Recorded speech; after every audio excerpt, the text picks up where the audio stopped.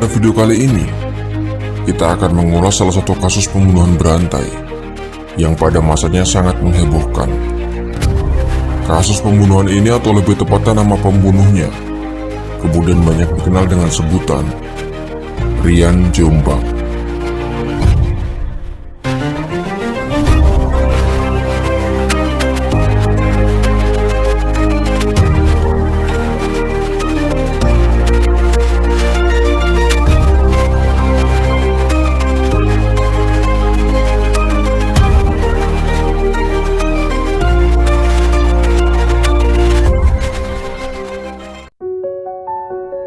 Nama Rian, atau dikenal dengan nama Rian Jombang, sebenarnya memiliki nama lengkap Ferry Idam Henyansah. Ia lahir di Jombang pada 1 Februari 1978. Ia sendiri sebenarnya adalah anak bungsu dari 2 bersaudara. Namun kakaknya, yaitu Mulia Wasis, merupakan saudara satu ibu, namun berbeda ayah.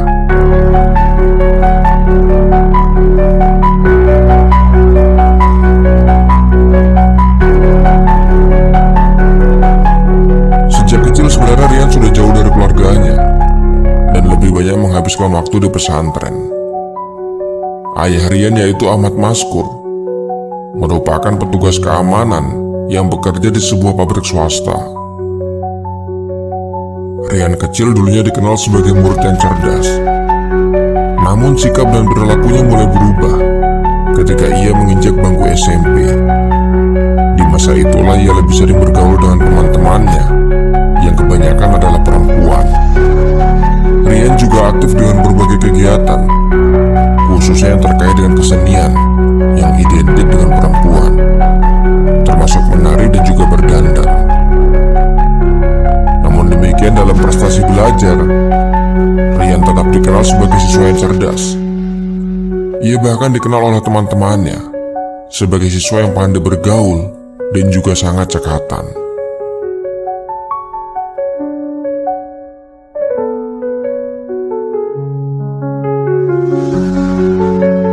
Memasuki masa SMA, kondisi mentalnya yang kian labil membuatnya sangat susah untuk bergaul dengan teman-temannya.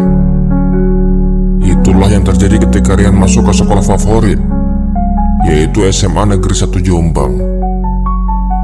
Kepribadian Rian sepertinya kurang diterima oleh teman-temannya, sehingga hanya 1 bulan bersekolah, ia kemudian akhirnya pindah ke sekolah SMA Kabu.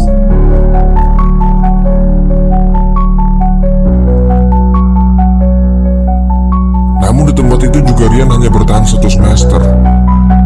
Kemudian ia pindah lagi ke SMA Negeri 3, dan hanya berselang 1 bulan, ia akhirnya mencari sekolah di Jakarta. Dan di Jakarta inilah sepertinya Rian merasa diterima, dalam tanda kutip, yaitu oleh kalangan homoseksual. Namun tetap, ia dikenal terbiasa berpindah-pindah tempat. Tidak banyak kisah dari masa kecil Rian yang bisa diulas. Namun singkat cerita, di tahun 2008, Rian yang dikenal dengan perilaku menyimpangnya akhirnya menghebohkan media massa kala itu.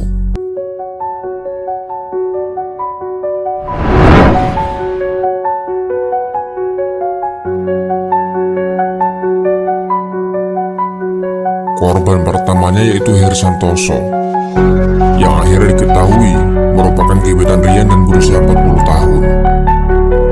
Heri sendiri merupakan manajer penjualan di sebuah perusahaan swasta.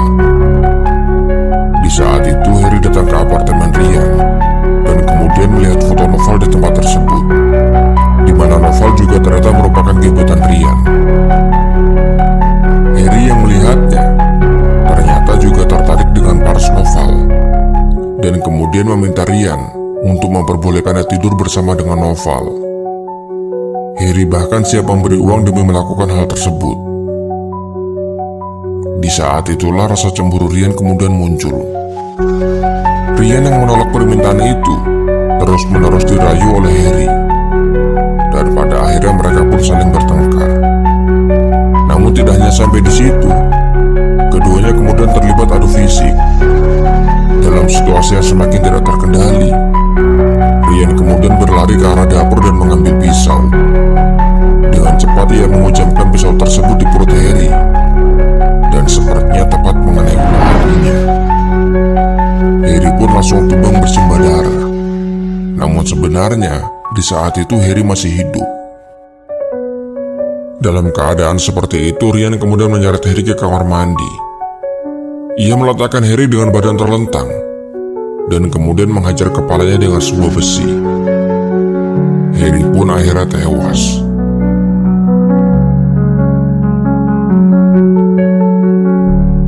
Untuk menutupi jejak pembunuhan, Rian kemudian memutilasi tubuhnya menjadi beberapa bagian. Beberapa bagian yang ia potong yaitu lutut, paha, tangan, alat vital dan juga leher. Potongan-potongan tubuh juga kemudian dipisahkan ke dalam tas dan juga kantong plastik. Sementara barang berharga semuanya diambil oleh Rian. Rian kemudian menaiki sebuah taksi untuk selanjutnya akan pergi ke Ragunan. Dan di sanalah ia membuang potongan tubuh Harry.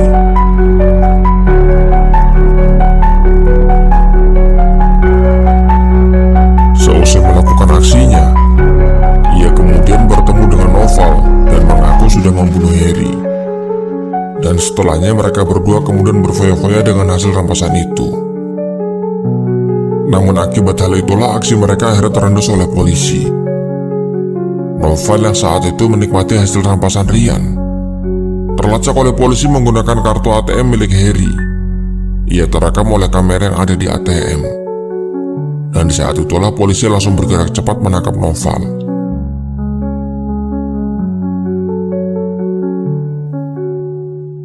Dari hasil interogasi inilah kemudian akhirnya diketahui bahwa Rianlah yang telah membunuh Harry. Tak butuh waktu lama, polisi kemudian langsung bergerak menangkap Rian. Setelah tertangkap, mereka kemudian melakukan penyelidikan. Dan Rian juga tidak menyangkal jika dialah yang telah membunuh Harry. Namun polisi masih menemukan kejanggalan. Terlihat bahwa Rian begitu bahagia meskipun ia telah ditangkap oleh polisi. Ada gelagat yang aneh dari sikapnya. Dengan berbagai cara polisi kemudian terus menginterogasinya. Dan benar saja, Rian ternyata telah menghabisi 10 orang di kampung halamannya. Dan ia mengatakan bahwa mereka semua dikubur di belakang rumah.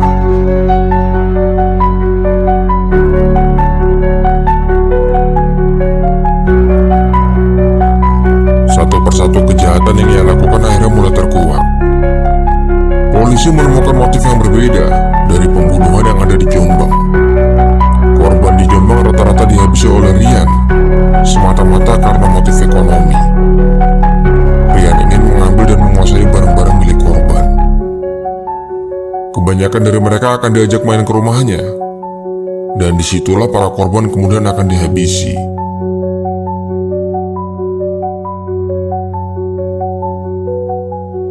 Kembali ke meja penyelidikan, kasus pembunuhan ini pun akhirnya mulai tersebar. Banyak masyarakat yang akhirnya melaporkan bahwa kerabat mereka hilang setelah sebelumnya pernah bersama dengan Rian.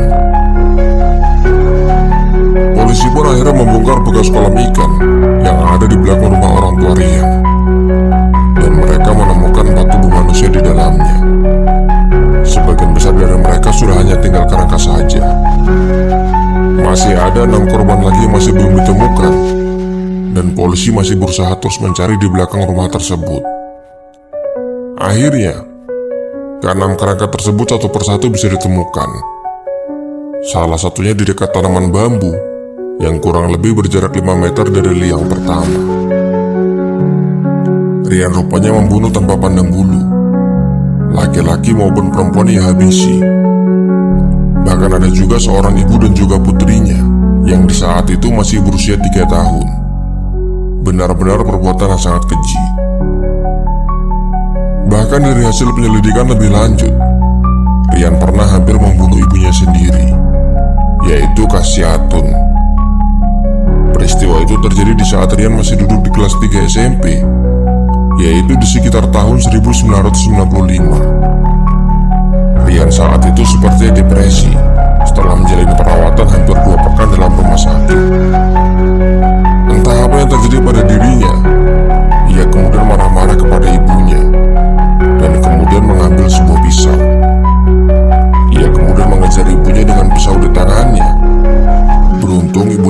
selamat kala itu.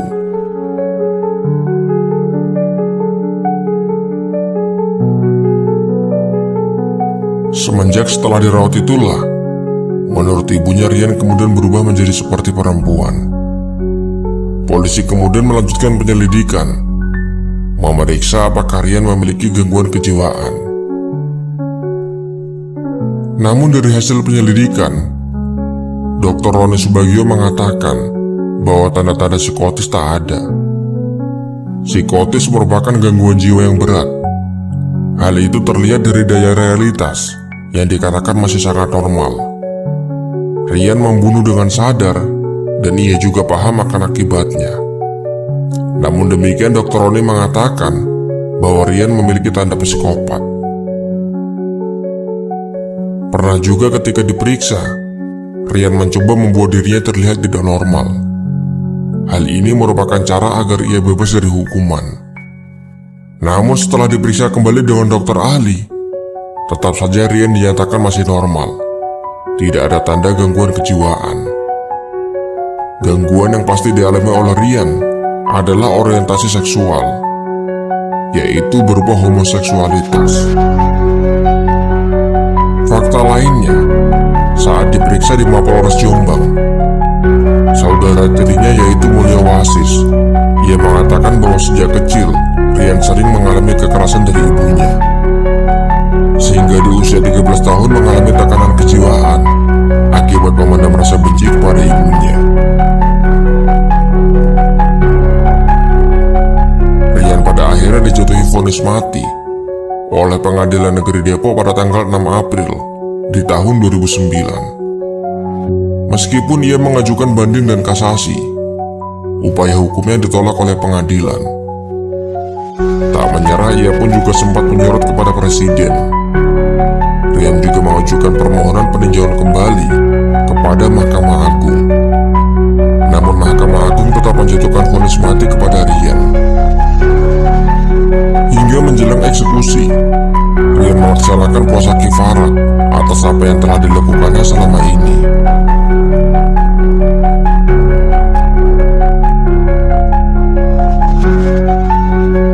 Itulah akhir dari kisah Rian Jombang, yang juga dikenal sebagai sang jagal dari Jombang.